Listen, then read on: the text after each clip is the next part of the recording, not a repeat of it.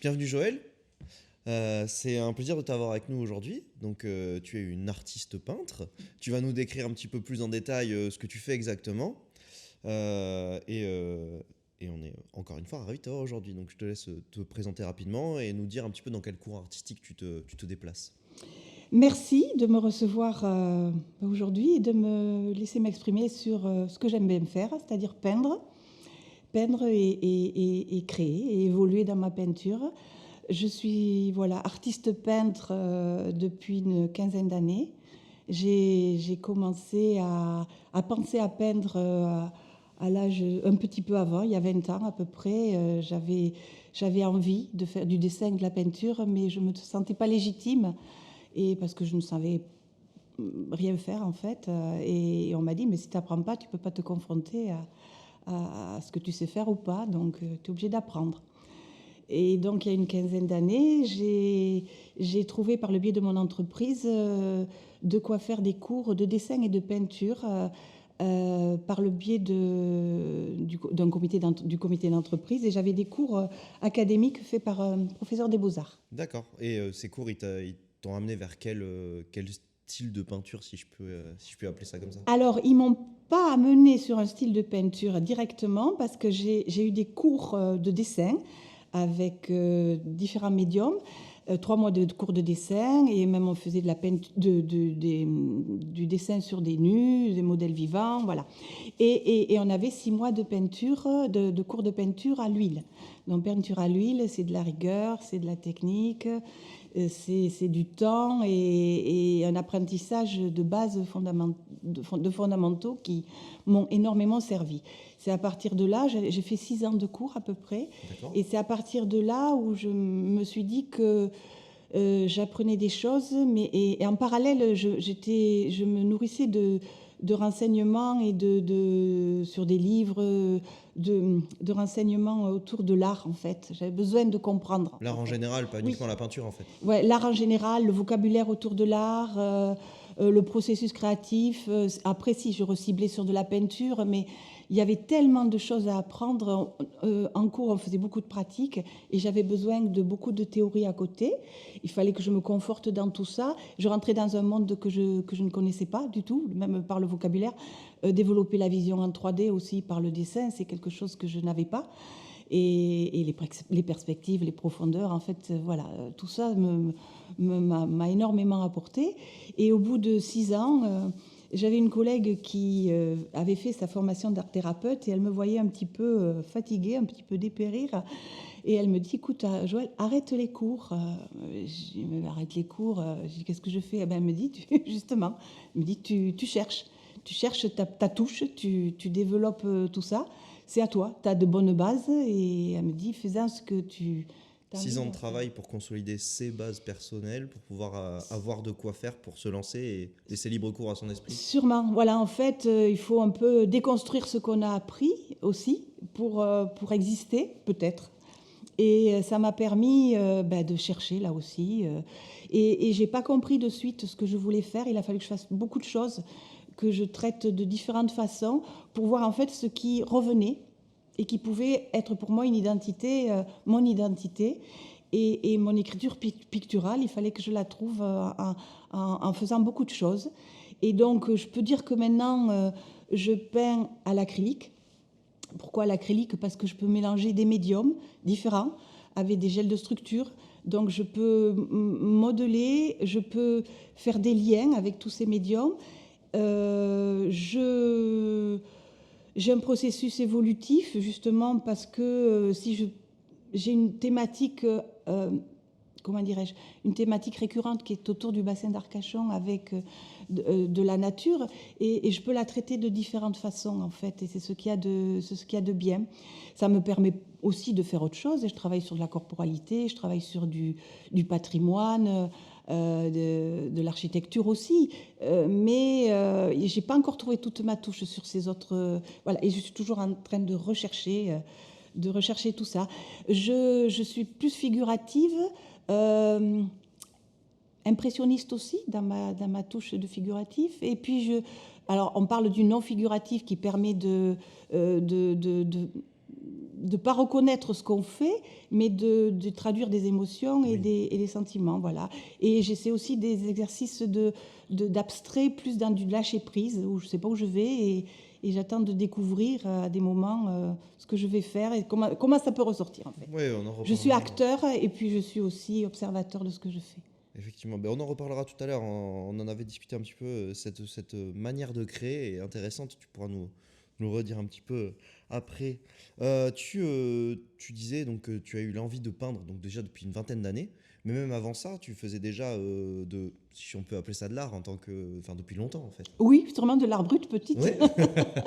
Oui, oui, terre glaise dans le jardin parce que j'étais d'une région où il y en avait, donc je faisais des moulages, je découpais du carton, je collais du papier dessus. Dès que j'apprenais, à l'époque, il n'y avait que des cours de dessin. Donc tout ce qui est art plastique, je ne connaissais pas, donc je ne pouvais pas faire des liens, mais je les faisais toute seule, puisque je mélangeais des cailloux avec du carton, je pointais des clous et je tirais des fils. J'avais Toujours une recherche de faire quelque chose et de faire sortir ce qu'il y a dans la tête dans le réel en fait. En réalité. Voilà, et j'avais des cours de couture à l'époque à l'école, et pareil, voilà, ça me plaisait. Alors pourquoi j'ai choisi le dessin, le médium je ne sais pas. Si, mon père a fait un peu de peinture, je le revois peindre, pas longtemps, voilà. Mais en fait, j'avais un oncle qui est peintre, qui est toujours peintre, il est âgé maintenant 80 ans. J'avais un oncle qui était du côté de Toulouse et qui peignait, qui en parlait pas beaucoup, il savait pas en parler, mais il me dit peins ce que tu vois. Donc bon, ça m'avançait pas beaucoup. Peins ce que tu vois, mais j'ai compris après. C'est comment tu le vois, voilà. Ah oui, c'est pas la même tournure de phrase Voilà. en fait en réalité. Oui, oui. Et même comment je le vois quand je le peins, c'est pas encore ça. Donc ça, c'est encore autre chose. Je découvre. Et pour se construire, c'est là que tu es allé faire tes cours pour Oui, pouvoir voilà. finaliser cette base et pouvoir avancer en réalité. Oui, oui. Et je m'aperçois, parce que j'aurais pu faire quelque chose de toute seule, mais je pense que j'en serais pas là où j'en suis, en fait. Ça me permet de bien agrandir euh, mon spectre, et puis de comprendre aussi ce que font les autres, et de comprendre leur peinture ou leur création. Et quand je vais à des expositions, au départ, bon, c'est pas que j'étais critique, mais je comprenais pas. Je dis oui, bon, voilà. Et puis j'ai eu des expositions avec des artistes qui ont expliqué leur œuvre. Et alors, certains vous disent, mais tu n'as pas besoin d'expliquer, ça te plaît ou ça te plaît pas.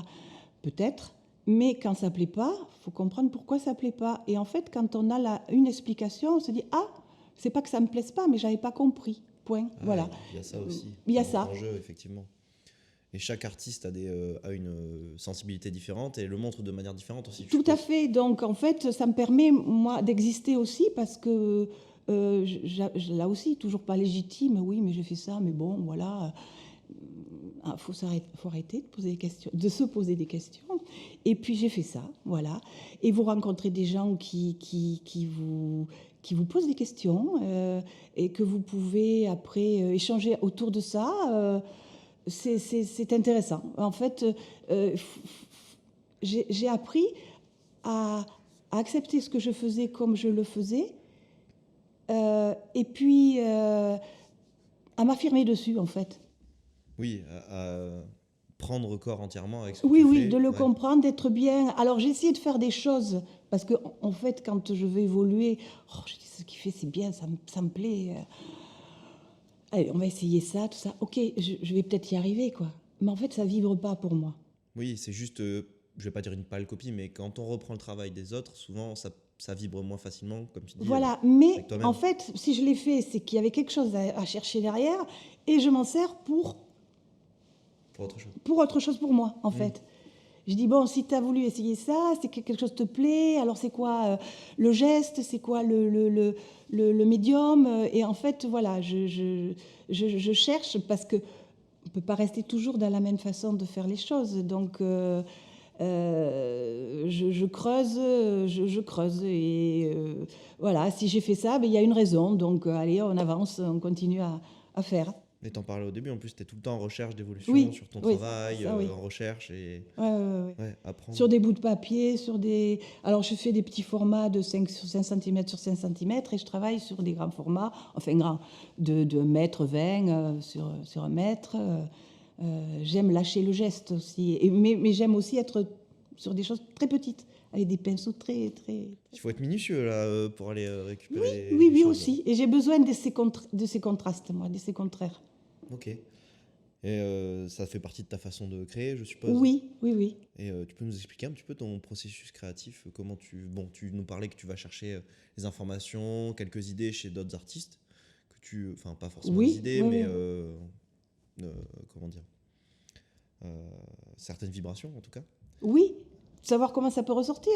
Mais j'ai...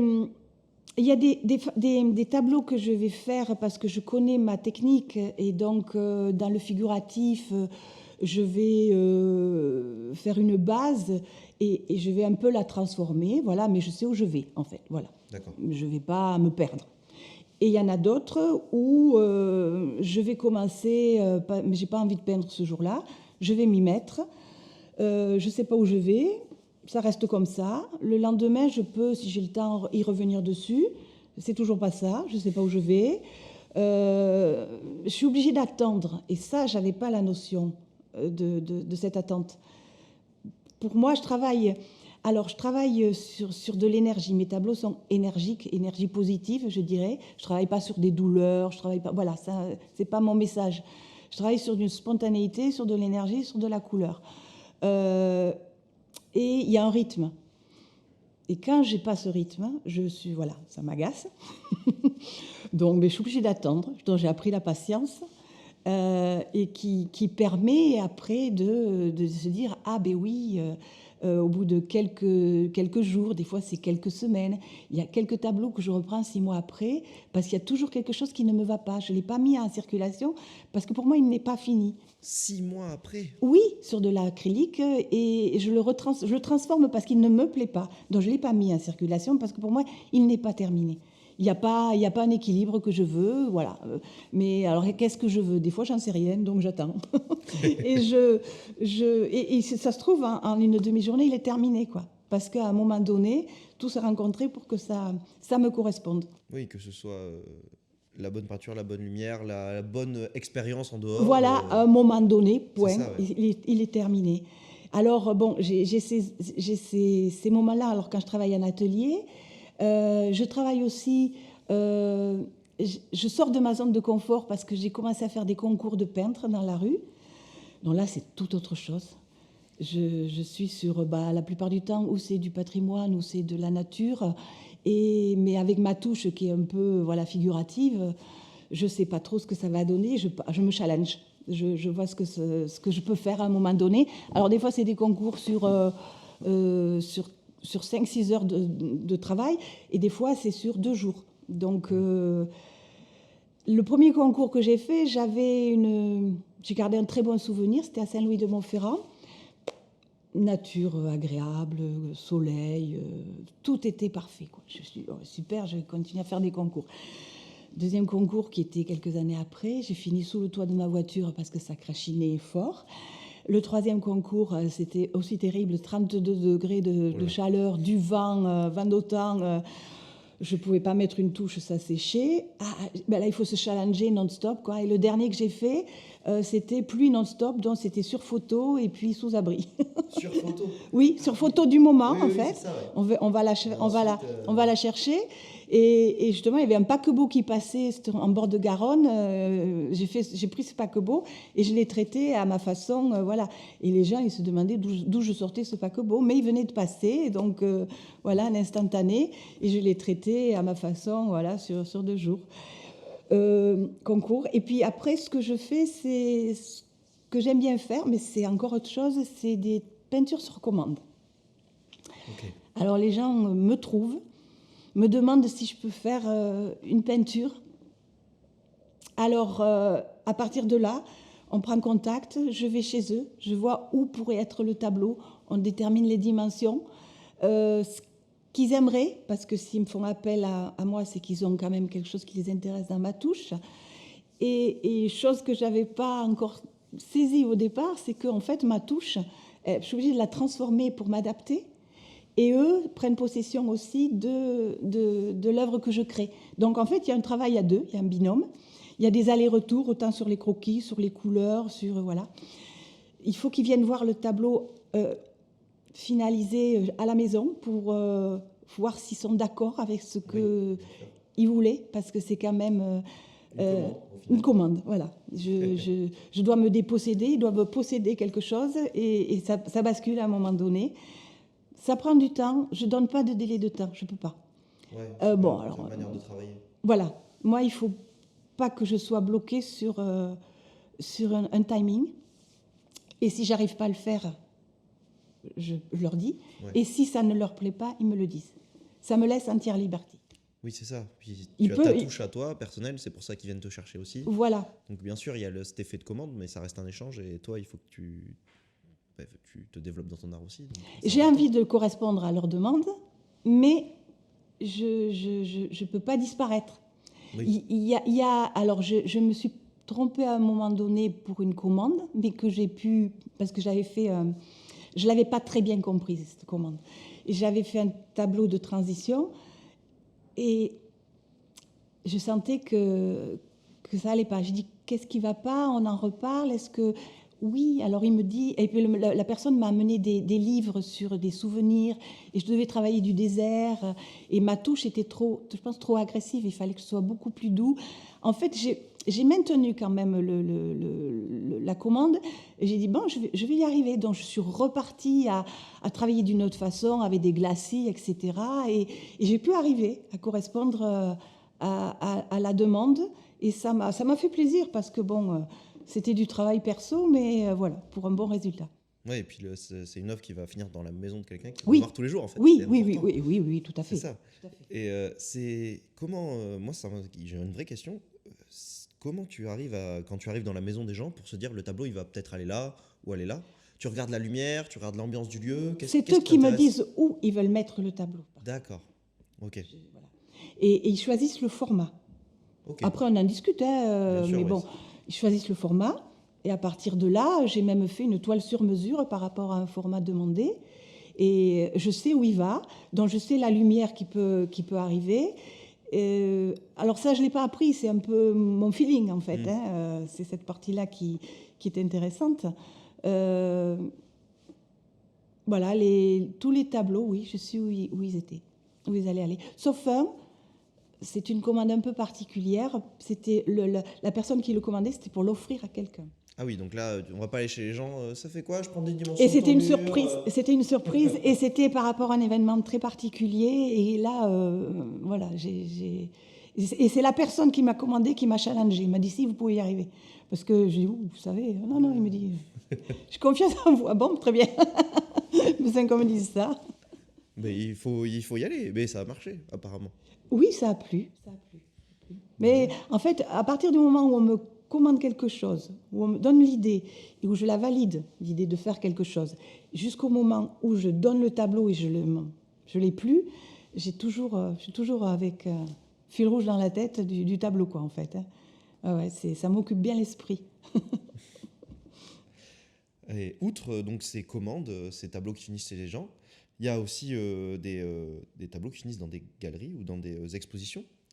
Tu exposes via une association, à Pessac, c'est ça? Alors, j'ai été membre pendant que je n'avais pas encore fini mes cours, j'ai été membre d'une association à Pessac qui s'appelle Artuel, et qui nous permettait, voilà, je rejoignais un collectif d'artistes.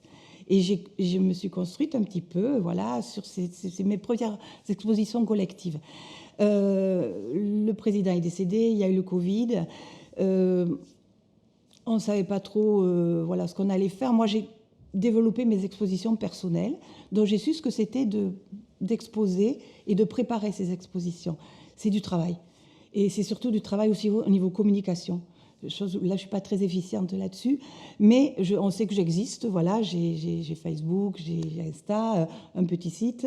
Mais bon, ça demande beaucoup de temps. Je préfère peindre que passer du temps Encore une fois, on en revient à chaque fois, c'est souvent le cas quand on discute avec les artistes, c'est pas le même métier. Du tout. Pas le même métier. J'ai bien compris, là aussi. Et je ne pourrais pas vous en parler de la communication. Mais on est venu me trouver, en fait, on est venu me demander si je voulais prendre la relève de Artuel. Et j'ai dit à la personne, laisse-moi y réfléchir au moins une nuit. Parce que, bon, là aussi, je ne suis pas préparée. Devenir présidente d'une association, c'est encore autre chose. Mais j'avais à cœur de faire vivre cette association. Et j'ai demandé à 2 personnes adhérentes à l'époque qui pouvaient former le bureau avec moi, parce qu'en fait, tout changeait. Et elles étaient partantes, mais avec nos limites aussi, hein, parce que bon, on ne savait pas trop où on allait. Et bon, on a essayé de restructurer, de faire exister Artuel, même au niveau médiatique, de créer un logo, voilà, et de trouver une marche à suivre pour nos artistes. En fait, tous les artistes qui font partie d'Artuel sont certains professionnels et d'autres ont une expérience de la vie artistique en expo, en création, etc. Donc, ils ont une certaine habitude et on se retrouve, le collectif se retrouve pour des expos, pas sur des thématiques encore, mais déjà on se retrouve ensemble sur des salles avec des événements. Et on est au bord du bassin, on essaie de... Cabane Bleue d'Audange, la Maison des Arts de Lanton, voilà. On essaie maintenant de créer un événement sur Pessac. Et donc, il y a des sculpteurs de bois qui travaillent de verre, de la pierre, des peintres à l'acrylique, à l'huile, à l'encre, des personnes qui font des collages. Je ne souhaite oublier personne, des photographes. Voilà. Et donc, c'est une structure pluridisciplinaire, en réalité.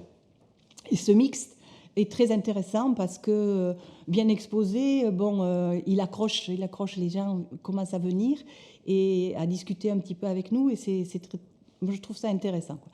Et il faut que cette dynamique continue, mais ça demande beaucoup de temps et de travail. Donc voilà, on va voir ce qu'on va faire et ce qu'on pourra faire. Une restructuration complète d'une association en fait qui existait déjà. Oui.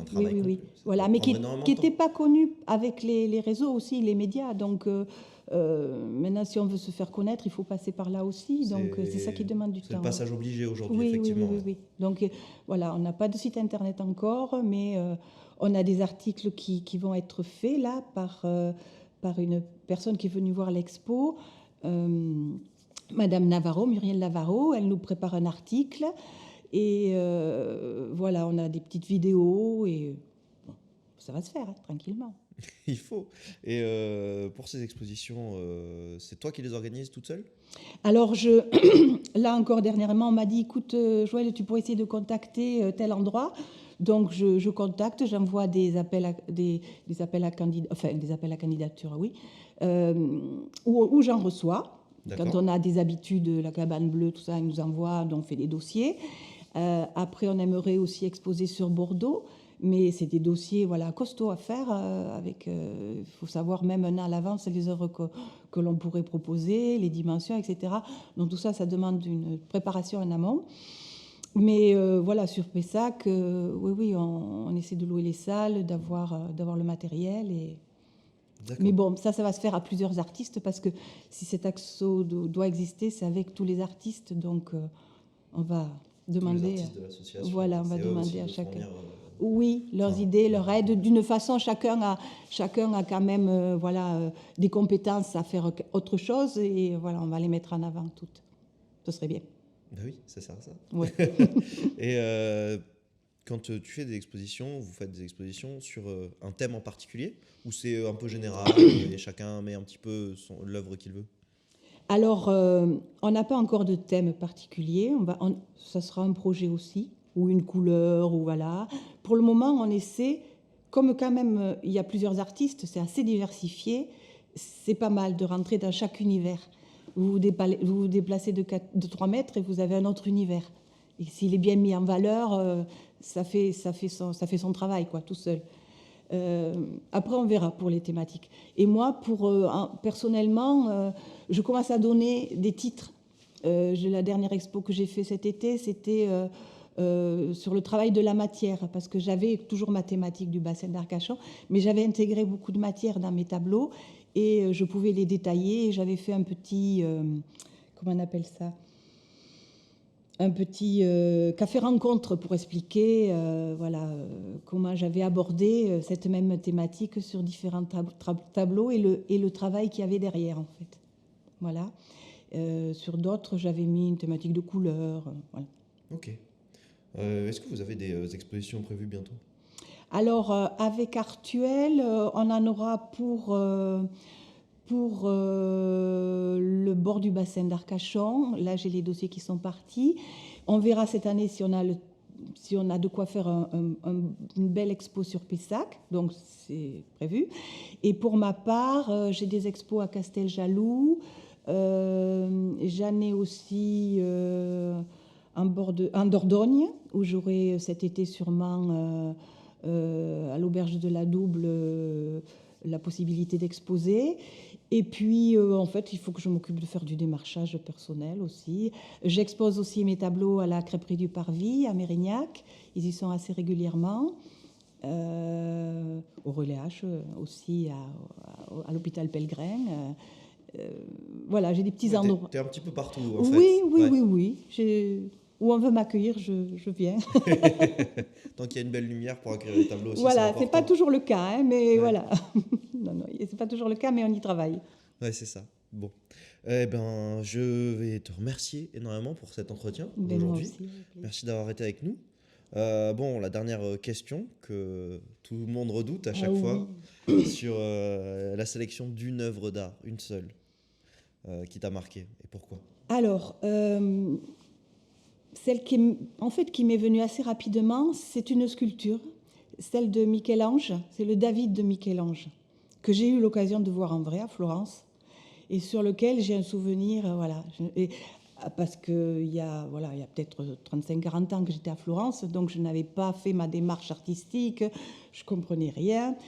Et quand j'ai vu cette puissance et comment on peut faire sans gommage, sans voilà, parce qu'à la limite quand on a une bosse on peut raboter, mais là si on a un trou, c'est voilà, mais tout est équilibré, tout est harmonieux, et puis c'est du marbre quoi.